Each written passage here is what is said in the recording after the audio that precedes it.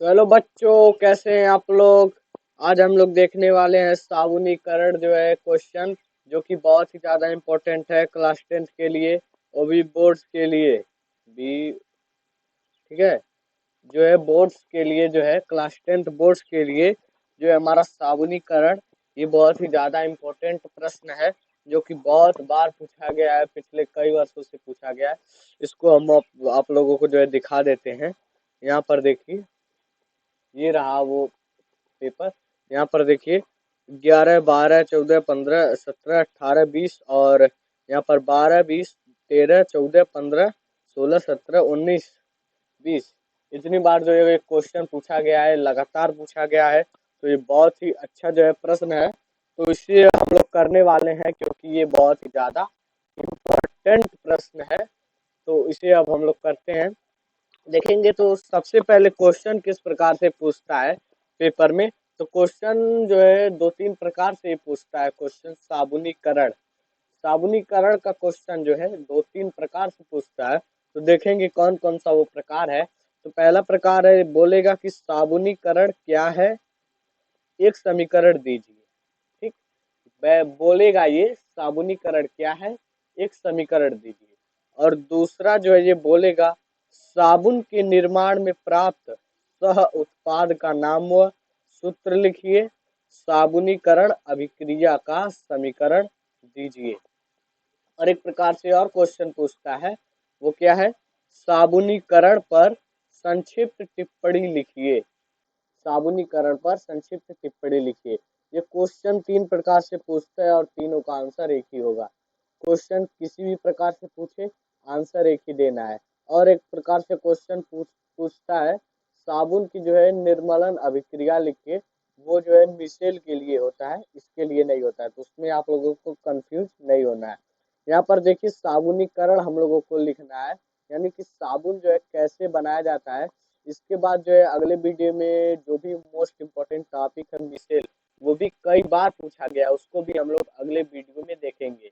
पहले अब हम लोग यहाँ पर जो है साबुनीकरण पर इसका आंसर देख लेते हैं। ठीक है, तो देखेंगे सबसे पहले यहाँ पर इसका क्या है, आंसर हम लोगों ने यहाँ पर लगा लिया। सबसे पहले उत्तर में हम लोग यहाँ पर एक बार हेडिंग डाल लेंगे, साबुनीकरण पर संक्षिप्त टिप्पणी। ठीक, यहाँ पर लिखिए, जो ये क्वेश्चन है मैंने यहाँ पर हेडिंग नहीं डाला, मैंने गलती कर दी। आप लोग यहाँ पर हेडिंग डाल लीजिएगा, साबुनीकरण पर संक्षिप्त टिप्पणी।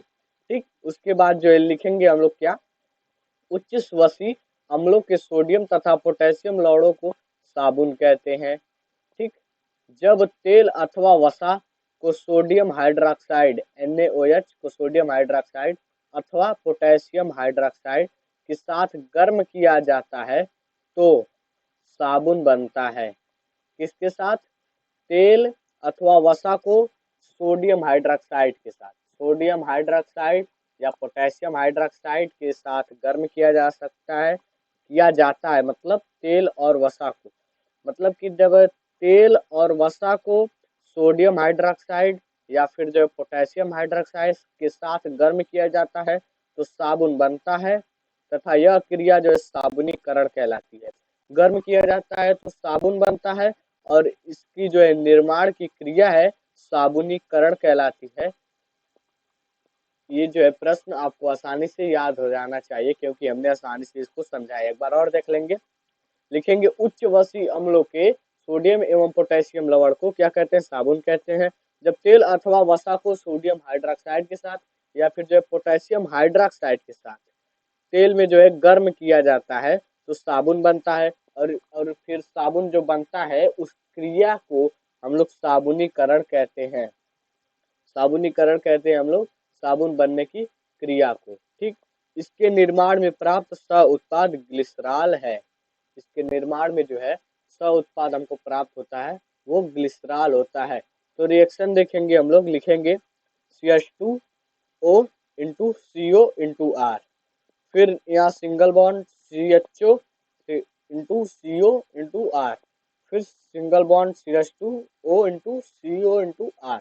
ये जो है हम लोग लिख लेंगे और फिर प्लस, यानी कि इसका जो है यानी पोटेशियम हाइड्रोक्साइड या फिर नहीं, सोडियम हाइड्रोक्साइड या फिर यहाँ पर पोटेशियम हाइड्रोक्साइड भी रख सकते हैं। यहाँ पर जो है इसके साथ पोटेशियम हाइड्रोक्साइड या सोडियम हाइड्रोक्साइड रख सकते हैं। फिर उसके बाद क्रिया के पश्चात जो है ये बनेगा CH2OH, CHOH, CH2OH, यानी कि एक ग्लिसरॉल बनाएगा अभिक्रिया के पश्चात। इस पूरे भाग को जो है हम लोग क्या कहेंगे, ग्लिसरॉल। यहाँ सिंगल बॉन्ड इनके बीच लगा रहेगा, ठीक है, सिंगल बॉन्ड इनके बीच लगा रहेगा और इसको क्या कहेंगे हम लोग, ग्लिसरॉल कहेंगे। और प्लस में बनेगा हमारा 3 भाग RCOO, जिसे हम लोग साबुन कहेंगे। यहाँ Na की जगह K भी हो सकता है जब हमें यहाँ KOH से अभिक्रिया कराएंगे तब, यानी कि NaOH से अभिक्रिया कराना है या फिर KOH से अभिक्रिया कराएंगे, कोई दिक्कत नहीं है। आगे अब हम लोग देखते हैं साबुनीकरण में रिलेटेड और क्वेश्चन आते हैं, छोटे मोटे प्रश्न जो आते हैं उनको देख लेते हैं। एक क्वेश्चन आता है, साबुन की विशेषता या फिर जो है गुण बताइए। साबुन की विशेषता या गुण बताइए। तो हम लोग पहले इसका परिभाषा लिख देंगे। उच्च वर्षीय अम्लों के सोडियम तथा पोटेशियम लवणों को साबुन कहते हैं। बड़ा वाला क्वेश्चन में हमने ये पढ़ा था, तो इसको यहाँ परिभाषा के रूप में छोटी से लिख देंगे और अच्छे साबुन की विशेषताएं तथा गुण हेडिंग डालेंगे। फिर उसके बाद इनके गुणों को लिखेंगे। तो इनके गुण है, पहला गुण है इनमें क्षार नहीं होना चाहिए। जो साबुन होता है, शुद्ध साबुन, अच्छा साबुन, उनमें जो है क्षार नहीं होना चाहिए। अगर होना भी चाहिए तो बहुत ही कम मात्रा में होना चाहिए। यह एल्कोहल में पूर्णतः विलय होना चाहिए, यानी ऐसा साबुन हो कि जो पूर्णतः एल्कोहल में विलय हो जाए। वो साबुन का गुण जो है बहुत ही अच्छा होता है, अच्छा क्वालिटी का साबुन होता है जो एल्कोहल के साथ घुल जाए। प्रयोग प्रयोग के समय चिटकना, यानी कि कुछ साबुन होते हैं जो हम लोग इस्तेमाल करते हैं तो शरीर पे चिपचिपे चिपचिपे लगने लगते हैं, तो ऐसा नहीं होना चाहिए। अगर चिपचिपा लगता है तो अच्छे क्वालिटी का साबुन वह नहीं है, उसका गुण सही नहीं है। प्रयोग के समय चिटकना या चिपचिपा नहीं होना चाहिए साबुन, ठीक है। उसके बाद अब हम लोग देखेंगे, साबुन चिकना एवं मुलायम होना चाहिए। साबुन क्या होना चाहिए, चिकना एवं मुलायम होना चाहिए, तभी वो अच्छे क्वालिटी एवं गुण का साबुन माना जाएगा। मृदु सॉरी, मृदु जल के साथ तुरंत और पर्याप्त झाग, यहाँ पर झाग रहेगा, झाग देना चाहिए। मृदु जल यानी नॉर्मल जो है जल के साथ ये साबुन जो है पर्याप्त यानी अच्छी तरीके से झाग देना चाहिए, तभी जो है ये साबुन अच्छी क्वालिटी का कहलाएगा। ये जो है साबुन के विशेषताएं या गुण हो गए।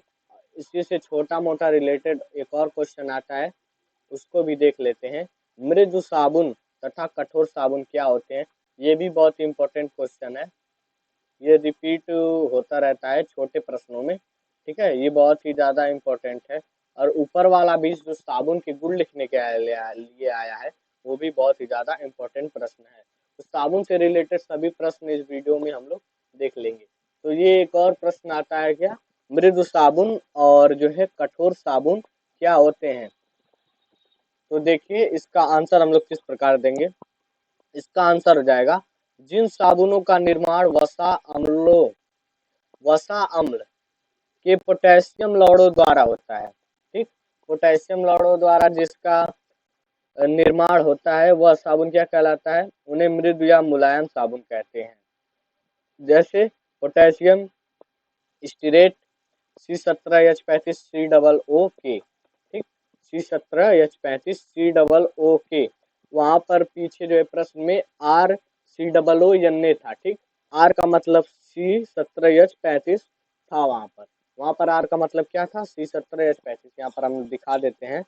और यहाँ पर प्रश्न में यहाँ पर देखिए, यहाँ पर RCOO बना था रिएक्शन के पश्चात साबुन। यहाँ पर आर का मतलब जो है C17H35 है, ठीक है।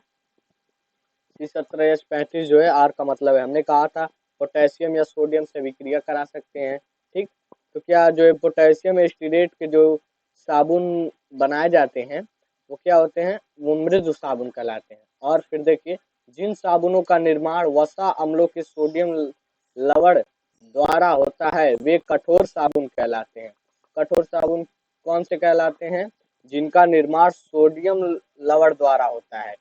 जैसे सोडियम स्टीरेट स्टीयरेट होते हैं, इनका जो है निर्माण होता है और एक कठोर साबुन कहलाते हैं। यहाँ पर देखिए C17H35 COO C17H35 को एक प्रकार से और लिख सकते हैं RCOO। और यहाँ पर C17COO है, इसको भी लिख सकते हैं RCOO। ठीक है, ऐसे भी लिख सकते हैं। और ये जो आर सी मतलब RCOO है, ये जो है पोटेशियम स्टीरेट से बनता है, मतलब पोटेशियम लवण से बनता है। ठीक, पोटेशियम लवण से बनता है तो इसे मृदु साबुन कहेंगे। और अगर सोडियम लवण से जो है साबुन बनता है तो इसे कठोर साबुन कहेंगे। कठोर साबुन कहेंगे सोडियम से बनेगा, और मृदु साबुन कहेंगे जब पोटेशियम से बनेगा। ठीक है, तो ये जो है डिफरेंस हो गया इन दोनों के बीच। यही थे क्वेश्चंस इंपॉर्टेंट। और आप लोग वीडियो को जो है लाइक कर दीजिएगा और चैनल को सब्सक्राइब कर दीजिएगा। बहुत ही आसानी से आप लोगों को क्वेश्चन ये याद हो गया होगा इसके लिए। ठीक है, बहुत ही आसानी से हमने इसे क्वेश्चन को समझाया है, इजीली आप समझ गए होंगे, तो आपको जो है ये क्वेश्चन आसानी से याद हो जाएगा। ठीक है, बहुत बहुत धन्यवाद। मिलते हैं नेक्स्ट वीडियो में, तब तक के लिए बाय बाय।